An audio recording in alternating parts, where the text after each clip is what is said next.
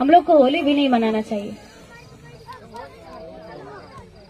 होली भी नहीं मनाना चाहिए। और हम आप लोगों से यही उम्मीद करते हैं कि आप लोग आने वाले मार्च में, 4 मार्च को है ना शायद होली, 4 मार्च को आप सभी लोग होली नहीं मनाएंगे, क्योंकि हम सभी लोगों को अपने इतिहास के बारे में जानना सबसे ज्यादा जरूरी है। अगर हम अपने इतिहास को नहीं जानेंगे तो अदर समाज के लोग हमको इसी तरह रोंदते रहेंगे और हम सभी लोग इसी तरह कुचलते रहेंगे। इसलिए हम सभी लोगों को अपने पुराने इतिहास के बारे में जानना और पढ़ना बहुत ही जरूरी है, तब हम सभी लोग आगे बढ़ सकते हैं। नहीं तो फिर अपना एक रोटी खाने से अच्छा है कि हम दूसरे की 2 रोटी का गुलामी न करें। अपना आधी रोटी खाने से अच्छा है कि हम किसी के टुकड़ों पर न पले, है कि नहीं। तो होली के बारे में हम आप लोग को बता देना चाहते हैं कि हम सभी लोगों को होली नहीं मनाना है। एक राजा थे जो हमारे ही समाज के थे, राजा हिरण्यकश्यप। हमारे ही समाज के थे राजा हिरण्यकश्यप और उनकी बहन थी होलिका।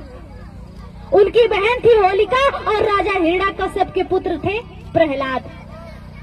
उनके पुत्र थे प्रहलाद और प्रहलाद बहुत ही छोटे थे, मात्र 6-7 वर्ष के थे। 6-7 वर्ष के थे और बहुत ही अच्छे बालक थे। लेकिन जो मनवादी विचारधारा के लोग थे प्रहलाद को हमेशा बिगाड़ते रहते थे, दारू शराब मदिरा पिलाते रहते थे ताकि इनका बच्चा बिगड़ जाए। और जो होलिका थी उनकी बहुत ही ज्यादा इज्जत करती थी और प्रहलाद को बहुत ज्यादा मानती थी। प्रहलाद को बहुत ज्यादा मानती थी और होलिका की शादी होने वाली थी।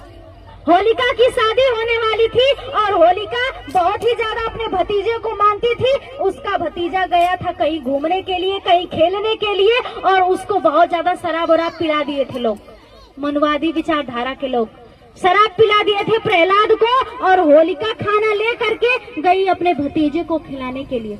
अपने भाभी से कहती है कि भाभी मेरी शादी हो जाएगी, मैं तो कल चली जाऊंगी, लेकिन मैं अपने भतीजे से बहुत प्यार करती हूँ, कम से कम खाना दे दीजिए, मैं उसको खिला दूं, अपने हाथों से 2 कवर खिला दूं, कल तो मैं चली जाऊंगी।